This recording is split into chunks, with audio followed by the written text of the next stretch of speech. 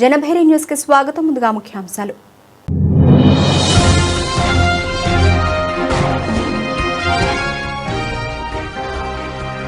రాష్ట్రపతికి అవమానం. పాత ఫోటోతో మోదీని ఇరుకున పెట్టిన మమత.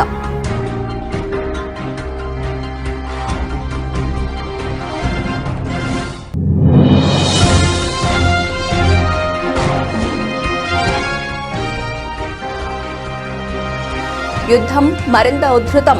అగ్ని నదిలా మారిన టెహ్రాన్ నగర వీధులు.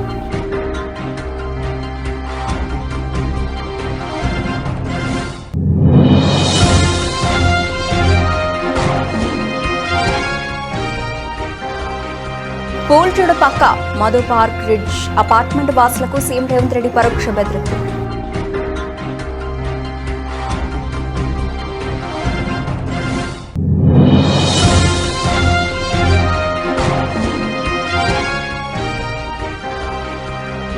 జగన్ పై మరోసారి విమర్శలు గుప్పించిన షర్మిల. జగన్ హయాంలో లిక్కర్ మాఫియా రాజ్యమేలిందని ఆరోపణ.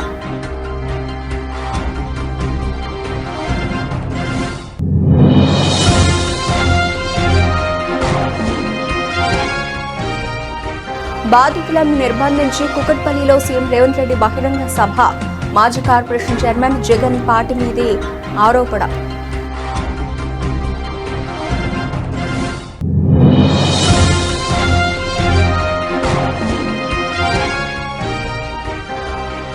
చిత్తరహిత రామగుణంగా తీర్చిదిద్దడంలో ప్రతి ఒక్కరూ భాగస్వాములు కావాలి. రామగుణ శాసనసభ్యులు ఎంఎస్ రాజ్ ఠాకూర్ పిలుపు.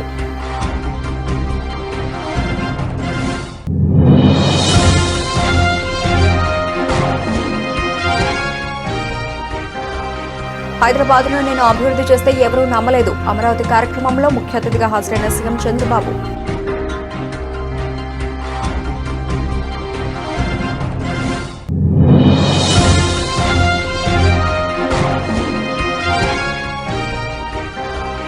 World champion Bharat. టీ20 ప్రపంచ కప్ లో సరికొత్త చరిత్ర. న్యూజిలాండ్ పై అల్టిమేట్ విక్టరీ.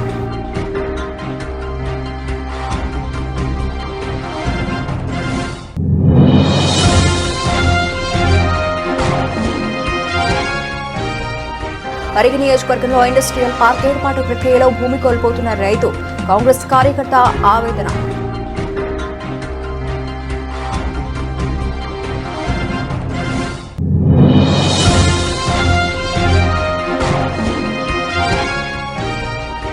పశ్చిమాసియా ఉద్రిక్తతలతో కుప్పకూలిన స్టాక్ మార్కెట్లు. 2000 పాయింట్లకు పైగా పతనమైన సెన్సెక్స్.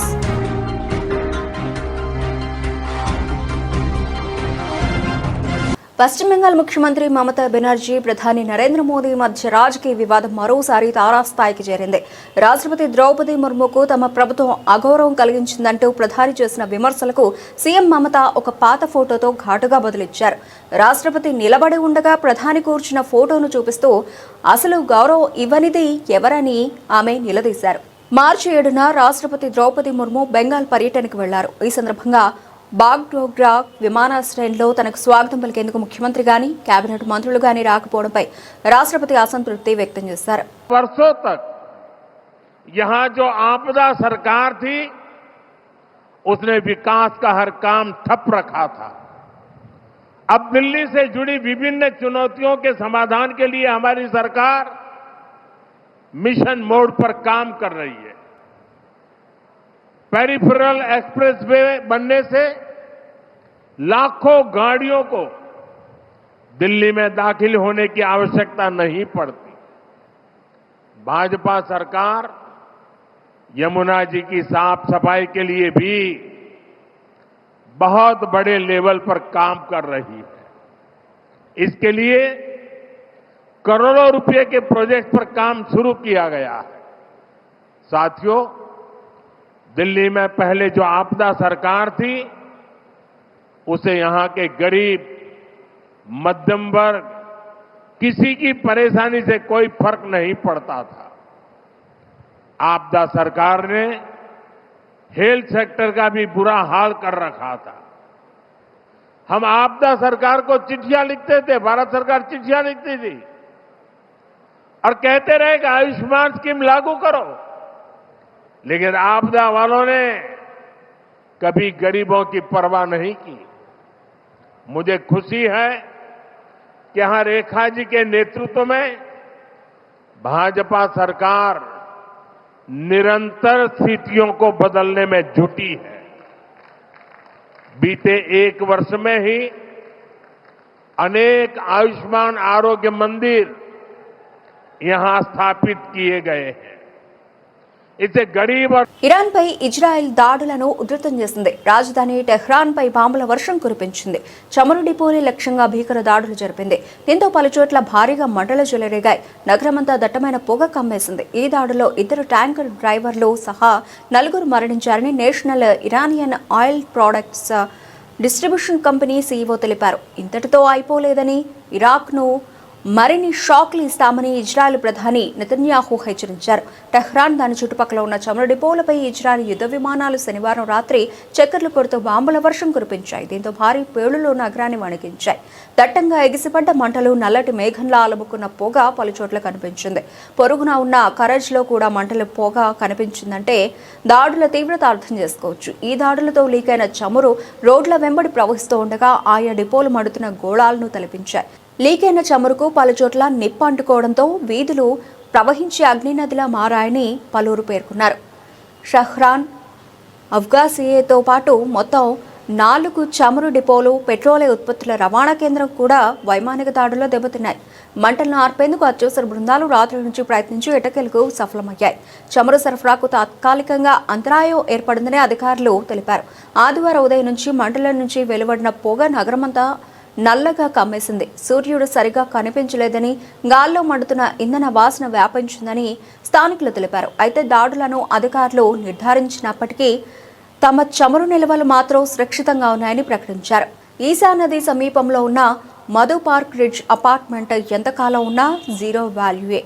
ఈరోజు కాకపోయినా రేపైనా ఆ అపార్ట్మెంట్ను కూల్చివేస్తామని సీఎం రేవంత్ రెడ్డి తేల్చి చెప్పారు. మూసీ, ఈశా నదుల బఫర్ జోన్ పరిధిలో ఉన్న భవన నిర్మాణాలను కూల్చివేస్తామని, అధికృత అనుమతులతో భవన నిర్మాణాలు చేపట్టిన 2012 నాటి సుప్రీంకోర్టు జాతీయ గ్రీన్ ట్రిబ్యునల్ మార్గదర్శకాలకు అనుగుణంగా లేకపోతే కూల్చివేత తప్పదని హెచ్చరించారు. హైదరాబాద్ జ్యోతి బాపులే భవన్లో ఆదివారం నిర్వహించిన అంతర్జాతీయ మహిళా దినోత్సవంలో సీఎం పాల్గొని ఈ వ్యాఖ్యలు చేశారు.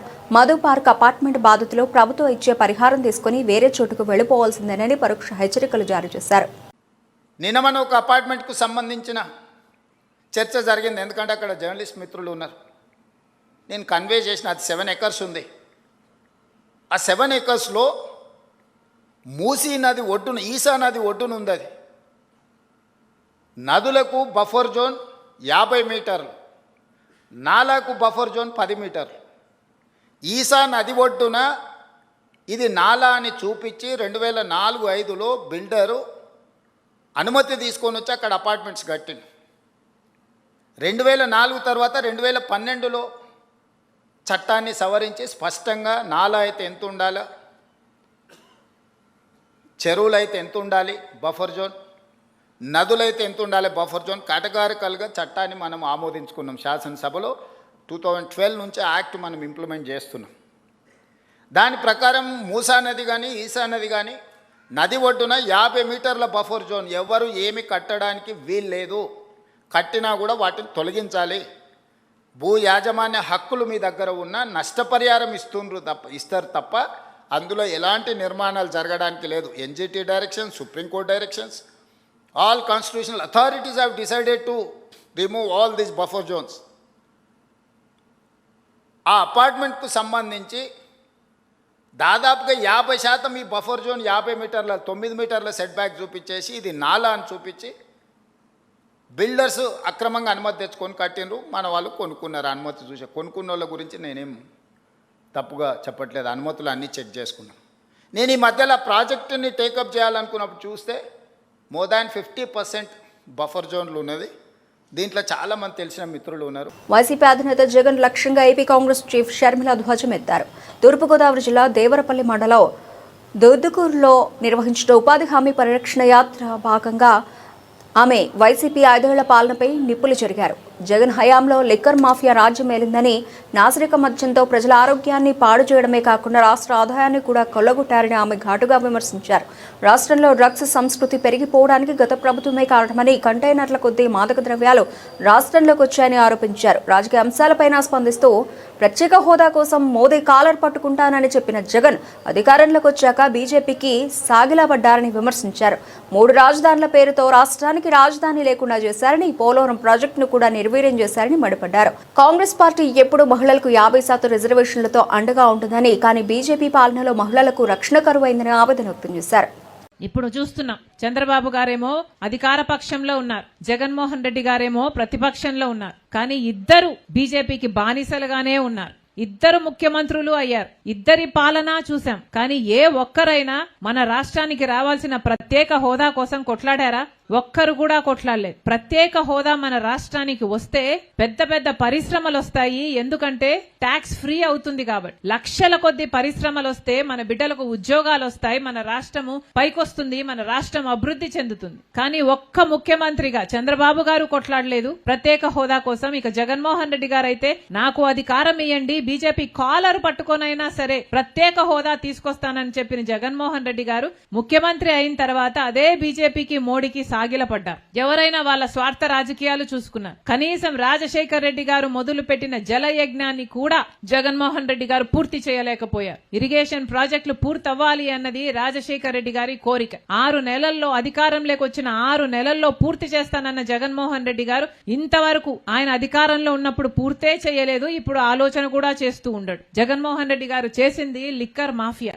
అసలు ఓన్లీ క్యాష్ పద్ధతిలో, అంటే డిజిటల్ పేమెంట్స్ అనేదే లేకుండా, ఈ డిజిటల్ యుగంలో అసలు డిజిటల్ పద్ధతే లేకుండా ఓన్లీ క్యాష్ పద్ధతిలో లిక్కర్ అమ్మిన సర్కారు ఏకైక సర్కారు భారతదేశంలో ఒక్క ఆంధ్రప్రదేశ్ జగన్మోహన్ రెడ్డి గారి సర్కారు మాత్రమే. అంత నాసిరకం మద్యము తయారు చేశారు.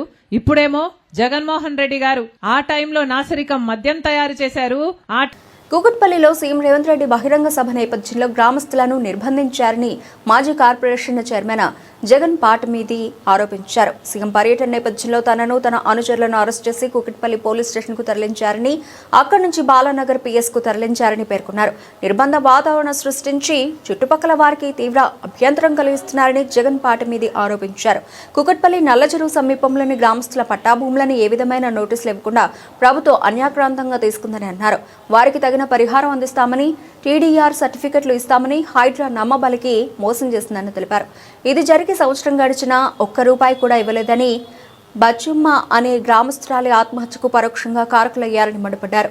నల్లచెరువు అభివృద్ధి పనులు గత బీఆర్ఎస్ ప్రభుత్వంలోనే 80% పూర్తయ్యాయని తెలిపారు. వాటికి మెరుగులు దిద్ది తమ ఖాతాలో వేసుకోవాలి సీఎం రేవంత్ రెడ్డి హైడ్రా చూస్తోందని ఆరోపించారు. ఈ క్రమంలోనే నల్లచెరువు ప్రారంభోత్సవాన్ని అడ్డుకుంటారనే ఉద్దేశంతోనే తనను, బాధితులను నిర్బంధించారని అన్నారు. అప్రకటిత 144 సెక్షన్ విధించి కూకట్పల్లిలో బహిరంగ సభ నిర్వహించాలని చూస్తున్నారని విమర్శించారు. కూకట్పల్లి నల్లచెరువు ఇనాగరేషన్ కి వస్తున్నటువంటి ముఖ్యమంత్రి రేవంత్ రెడ్డి గారు మేము 3 డిమాండ్లు పెట్టడం జరిగింది. కూకట్పల్లి గ్రామస్తుల భూములను లాక్కొని ఏ విధమైన కంపెన్సేషన్ ఇవ్వకుండా అవన్నీ కూడా పట్టాభూములను కూడా రాత్రికి రాత్రి ఏ విధమైన నోటీసులు ఇవ్వకుండా డెమాలిషన్ చేసి లాక్కొని ఈ రోజు డెవలప్మెంట్ చేసినని చెప్పి ఇలా ప్రగల్భాలు పలుకుతా ఉన్నారు.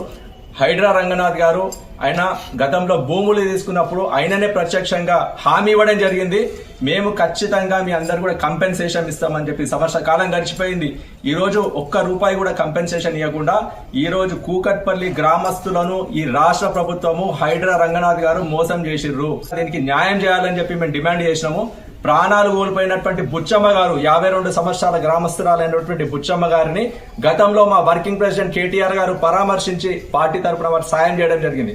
కానీ ప్రభుత్వం తరపున సహాయం చేయమని పూర్తి స్థాయిలో కుటుంబాన్ని ఆదుకోవాలని చెప్పి డిమాండ్ చేస్తే ఇప్పటి వరకు న్యాయం చేసినటువంటి దాఖలాలు లేవు. ఖచ్చితంగా కూకట్పల్లి గ్రామస్తులకు అందరికీ కూడా న్యాయం చేయాలి.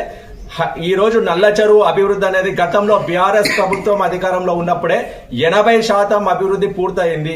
2 వైపులా walking track, open air gym, park, అదేవిధంగా పూర్తి స్థాయిలో దాన్ని మంచినీటి చెరువుగా మార్చినటువంటి ఘనత బీఆర్ఎస్ ప్రభుత్వానిదే. బీఆర్ఎస్ ప్రభుత్వం 80% పూర్తి చేసినటువంటి పనులను పైన మెరుగులు దిద్ది ఈ రోజు హైడ్రా రంగనాథ్ గారు కాంగ్రెస్ ప్రభుత్వ ఖాతాలో వేయాలని చూస్తున్నటువంటి పరిస్థితి అందరూ కూడా గమనించాలి. ఈ రోజు ఇట్లాంటి మేము అడ్డుకుంటామని చెప్పి రేవంత్ రెడ్డి గారి పర్యటనను అడ్డుకుంటామని చెప్పి చెత్తరహిత రామగుండంగా తీర్చిదిద్దడంలో ప్రతి ఒక్కరు భాగస్వాములు కావాలని రామగుండ శాసనసభ్యులు ఎంఎస్ రాజ్ ఠాకూర్ పిలుపునిచ్చారు. ప్రజాపాలన ప్రగతి ప్రణాళికలో భాగంగా రామగుండ నగరపాలక సంస్థ కార్యాలయ ఆవరణలో 5K రన్ను మేయర్ మహంకాళ స్వామితో కలిసి పచ్చజెండా ఊపి ఆయన ప్రారంభించారు. నగరపాలక సంస్థ కార్యాలయం నుండి గోదావరికని చౌరస్తా వరకు రన్ నిర్వహించారు. చౌరస్తాలో మానవహారం నిర్వహించారు. సందర్భంగా ఆయన మాట్లాడుతూ 2 ఏళ్ల కాలంలో రేవంత్ రెడ్డి ప్రభుత్వం అనేక అభివృద్ధి కార్యక్రమాలు, సంక్షేమ కార్యక్రమాలు చేపడుతూ రాజకీయాలకు అతీతంగా అద్భుతమైన పరిపాలన అందిస్తున్నదని అన్నారు.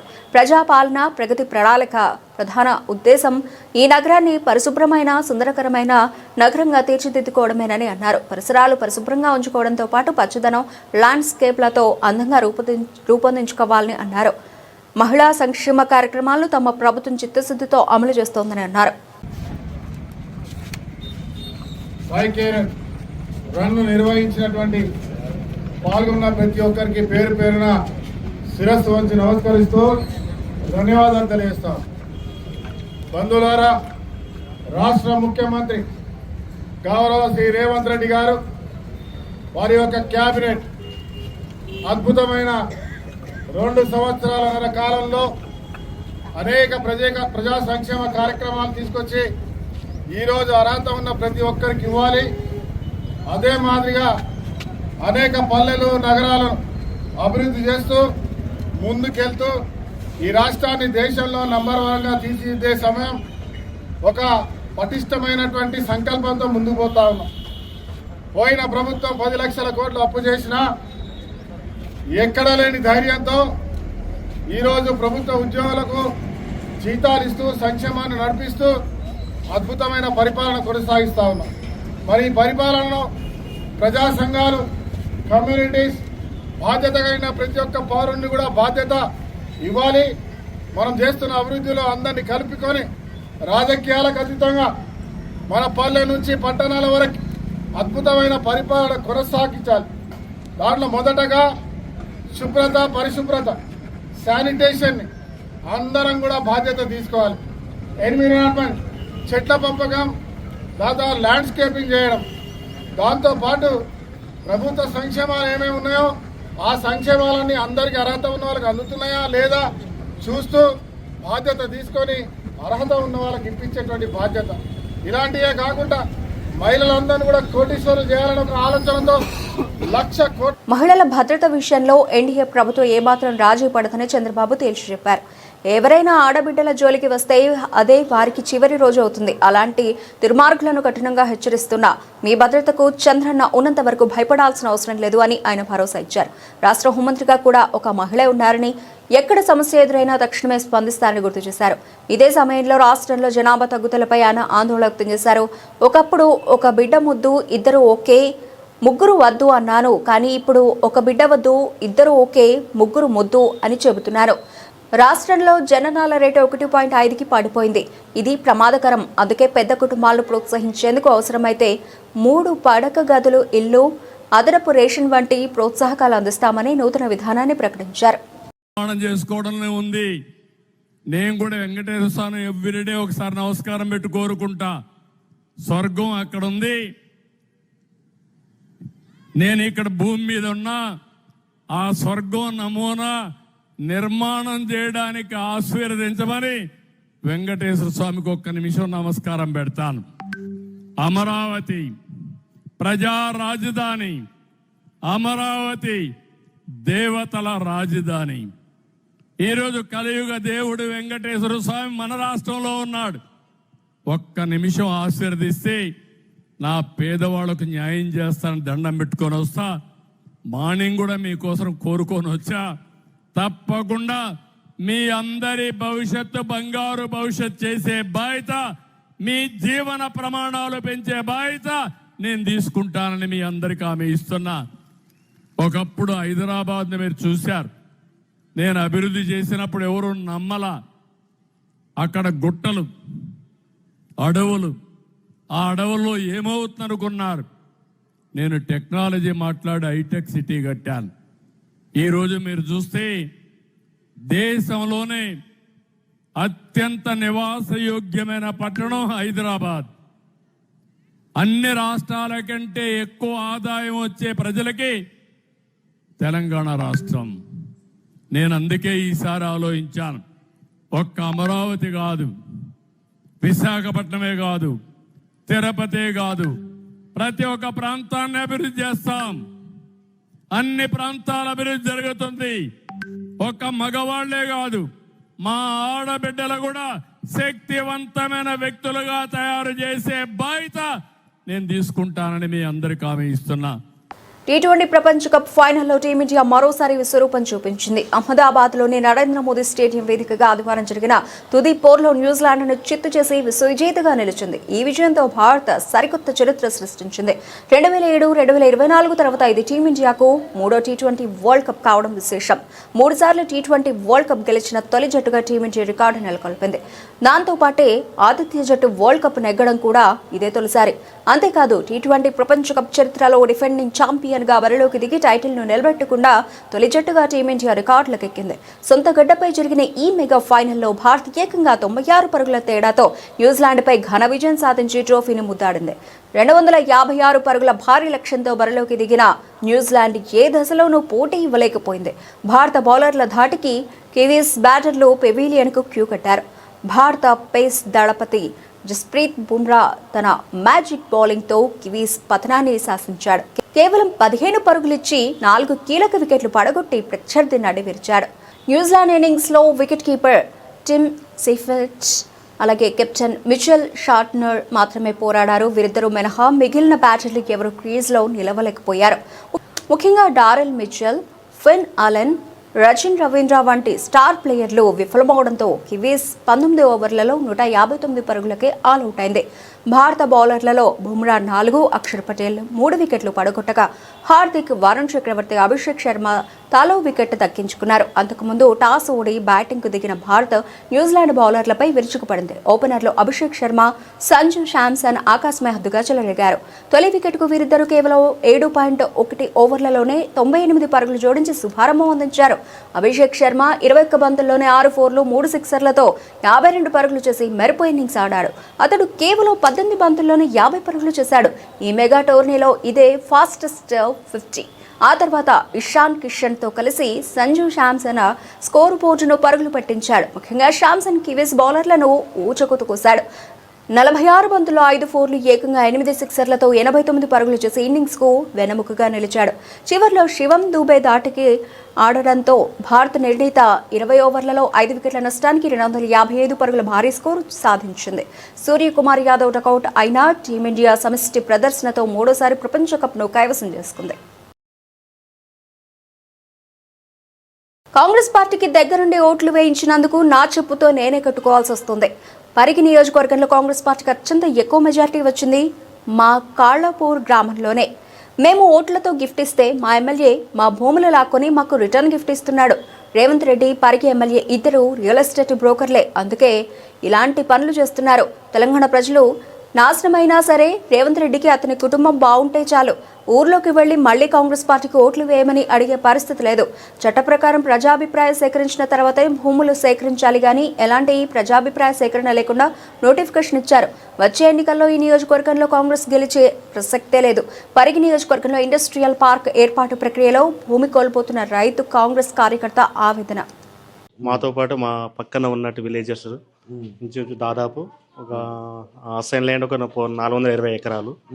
ఇది ఒక మన ఈ పట్ట ల్యాండ్ వచ్చేసి 159 సుమారు 160 ఎకరాలు పోతుంది. వాళ్ళు ఇప్పుడు వచ్చేసి ఇప్పుడు వాళ్ళకి జీవనోపాధి దేంట్లో ఉందంటే వ్యవసాయమే. వ్యవసాయం లేకపోతే వాళ్ళకి ఆధారం అనేది లేదు. మా దగ్గర ఉద్యోగాలు లేవు, మా పిల్లలు బిజినెస్ చేసే పరిస్థితి లేదు, ఏదీ లేదు. వాళ్ళు ఒకవేళ ఈ ల్యాండ్ కనుక ఈ ఇండస్ట్రీ పార్క్ పేరు మీద లాక్కున్నట్టయితే వాళ్ళకు మరణ శాసనం తప్ప వేరే ఏమి లేదు. అంటే వీళ్ళకి ఇప్పుడు స్టడీ ఉంది, రేపు ఇండస్ట్రియల్ పార్క్ డెవలప్మెంట్ చేస్తామంటారు, ఉద్యోగాలు ఇస్తామంటారు. ఉద్యోగాలు ఇవ్వరు కాదు కదా. ఇప్పుడు చూసినాం, ఇప్పుడు ఎక్కడెక్కడో మన లగ్గచెర్లలో చూసినాం, వాళ్ళకు కూడా ఫార్మా కంపెనీ అంటారు, వాళ్ళకు లోకల్ వాళ్ళకి ఇస్తారని గ్యారంటీ ఏం లేదు. ఎక్కడో బీఆర్ఆర్ వాళ్ళు తెచ్చుకుంటారు, వాళ్ళది అక్కడ లేబర్ ఛార్జెస్ తక్కువ ఉంటాయి కాబట్టి వాళ్ళకి 10,000 పెట్టుకుంటారు. ఇక్కడ వీళ్ళకి ఏముంటుంది, వీళ్ళు చేయలేరు. కాంగ్రెస్ నమ్మి ఓట్లు కాంగ్రెస్ నమ్మంటే 6 గ్యారెంటీలు ఇస్తామన్నందుకు బాగా నమ్మినాం. ప్రజలకు తీసుకెళ్దాం. నేను కూడా బాగా కాంగ్రెస్ కోసం బాగానే ఫైట్ చేసిన, ఓట్లు వేయించిన. ఇప్పుడు ఏమంటారు మరి ఓట్లు వేయించినావు నువ్వు, మరి ఏంది భయ నేను క్వశ్చన్ చేసుకోలే? అడుగుతున్నారు, నువ్వు అప్పుడు బాగానే ఉరికిలాడినావు కదా అంటే నా చెబుతా నేను కొట్టుకోవాల్సి వస్తున్నది. ఇప్పుడు నా పరిస్థితి నాదే బాగాలేదు. ఇప్పుడు నేనేం చెప్పను, ఇప్పుడు వీళ్ళకి సమాధానం చెప్పలేకపోతున్నాను. అంటే రేవంత్ రెడ్డి రావాలి, పరిగి రామ్మోహన్ రెడ్డి రావాలి, పరిగి చదువుకున్న వ్యక్తి, మంచి మా పరిగి నియోజకవర్గం బాగా డెవలప్ చేస్తాడని అనుకున్నాం. ఆయన కాంగ్రెస్ వాళ్ళు ఊళ్ళో తిరిగే పరిస్థితులు ఉన్నాయని లేవు. ఆయనకు రామ్మోహన్ రెడ్డికి ఒకటి ఏందంటే ధ్యాస అంటే, మా ఊళ్ళో ఎక్కువ అత్యధిక మెజార్టీ పరిగి మండలం సెకండ్ అత్యధిక మెజార్టీకి 300 మెజార్టీ తెచ్చిన పశ్చిమాసియాలో యుద్ధ మేఘాలు కమ్ముకోవడంతో భారత స్టాక్ మార్కెట్లు సోమవారం భారీ నష్టాలతో ప్రారంభమయ్యాయి. ఇన్వెస్టర్లు అమ్మకాలకు తెగబడడంతో ట్రేడింగ్ మొదలైన కొద్దిసేపటికే బీఎస్సీ సెన్సెక్స్ 2000 పాయింట్లకు పైగా కుప్పకూలింది. అదేవిధంగా ఎన్ఎస్జీ నిఫ్టీ కూడా కీలకమైన 24,000 మార్కును కోల్పోయి దిగువకు పడిపోయింది. దీంతో దలాల్ స్ట్రీట్లో ఒక్కసారిగా ఆందోళన వాతావరణం నెలకొంది. అమెరికా, ఇరాన్ మధ్య ఉద్రిక్తతలు తీవ్ర రూపం దాల్చడంతో అంతర్జాతీయ మార్కెట్లో ముడి చమురు ధరలు భగ్గుమన్నాయి. బ్రెంట్ క్రూడ్ ఆయిల్ ధర ఏకంగా 20% పైగా పెరిగి బ్యారెల్కు $114 స్థాయిని దాటింది. భారత్ తన చమురు అవసరాలు దాదాపు 88% దిగుమతులపైన ఆధారపడుతోంది. ఈ నేపథ్యంలో పెరిగిన చమురు ధరలు దేశంలో ద్రవ్యోల్బణాన్ని పెంచుతాయనే భయాలు ఇన్వెస్టర్లలో మొదలయ్యాయి. దీంతో విదేశీ, స్వదేశీ సంస్థాగత మదుపర్లు తమ పెట్టుబడులను వెనక్కి తీసుకుంటున్నారు. మార్కెట్ల పతనంతో పాటు డాలర్తో పోలిస్తే రూపాయి మారకం విలువ కూడా రికార్డు కనిష్టానికి పడిపోయింది. సోమవారం ఉదయం రూపాయి 46 పైసలు నష్టపోయి 92.20 వద్ద ట్రేడ్ అయింది. మార్కెట్లో భయాలకు సూచికగా భావించే ఇండియా విఐఎక్స్ 20% పైగా పెరగడం ఇన్వెస్టర్లలో నెలకొన్న తీవ్ర ఆందోళనలను సూచిస్తోంది. బ్యాంకింగ్, ఎనర్జీ, ఐటీ సహా అన్ని రంగాల షేర్లు నష్టాల్లోనే కొనసాగుతున్నాయి. గత వారం కూడా మార్కెట్లు భారీ నష్టాలను చవిచూశాయి. ఇప్పుడు యుద్ధ భయాలు తోడవడంతో అమ్మకాల ఒత్తిడి మరింత పెరిగింది. ఈ ఉద్రిక్తతలు ఇలానే కొనసాగితే మార్కెట్లు మరింత పతనం కావచ్చని విశ్లేషకులు అంచనా వేస్తున్నారు.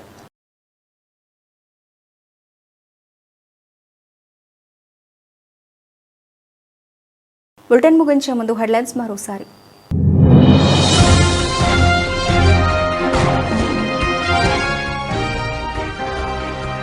రాష్ట్రపతికి అవమానం, పాత ఫోటోతో మోదీని ఇరుకున పెట్టిన మమత.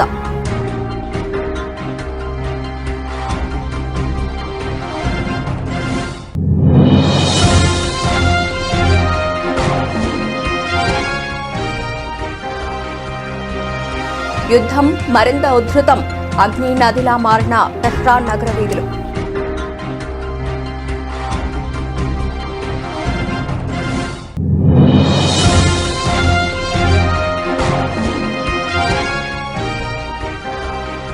కూల్చుడు పక్క మధు పార్క్ రిడ్జ్ అపార్ట్మెంట్ వాసులకు సీఎం రేవంత్ రెడ్డి పరోక్ష బెదిరింపు.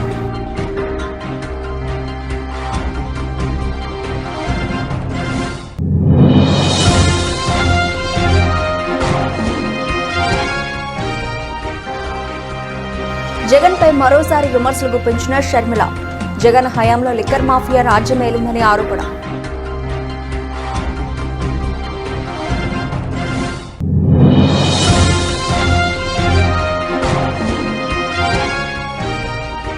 బాధితులను నిర్బంధించి కుకట్పల్లిలో సీఎం రేవంత్ రెడ్డి బహిరంగ సభ.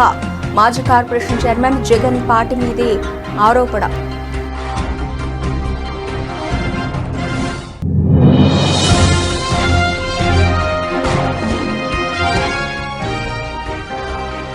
చిత్తరహిత రామగుణంగా తీర్చిదిద్దడంలో ప్రతి ఒక్కరూ భాగస్వాములు కావాలి. రామగుణ శాసనసభ్యులు ఎంఎస్ రాజ్ ఠాకూర్ పిలుపు.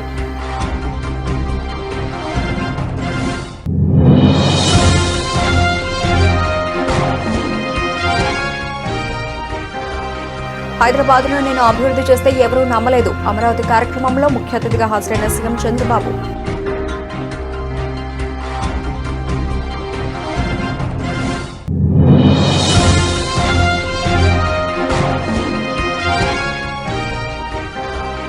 వరల్డ్ ఛాంపియన్ భారత్ టీ20 ప్రపంచ కప్లో సరికొత్త చరిత్ర. న్యూజిలాండ్పై అల్టిమేట్ విక్టరీ.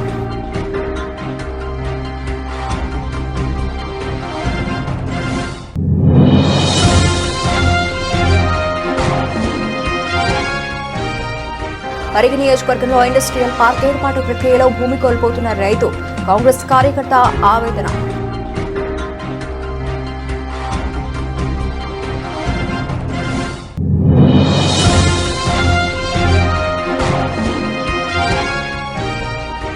పశ్చిమాసియా ఉద్రిక్తతలతో కుప్పకూలిన స్టాక్ మార్కెట్లు 2,000 పాయింట్లకు పైగా పతనమైన సెన్సెక్స్.